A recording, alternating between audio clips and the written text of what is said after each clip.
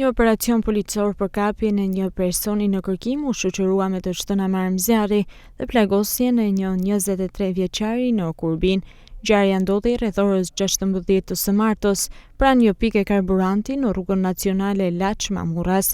Sipas policisë, gjatë operacionit për kapjen e të kërkuarit Leonard Dema, i dënuar me 7 vite burg nga gjykata e Trentos për tentativë vrasjeje. Në momentin e ndërhyrjes, 23 vjeçari, i cili shoqërohej nga shtetësimi inicialet AF dhe lëvizte me një automjet Golf 7, sapo ka konstatuar efektivët, ka tentuar t'i përplasë me makinë duke u rrezikuar jetën.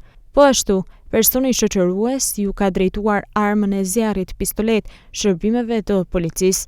Në kushtet e vetë mbrojtjes, gjatë ndërhyrjes për neutralizimin e tyre, blut kanë qëlluar me armë, duke plagosur shtetasin Leonard Dema. Ai u dërgua për ndihmë mjekësore në urgjencën e Laçit dhe më pas drejt spitalit të traumës në Tiranë, nga ku mësohet se ndodhet nën kujdesin e mjekëve jashtë rrezikut për jetën.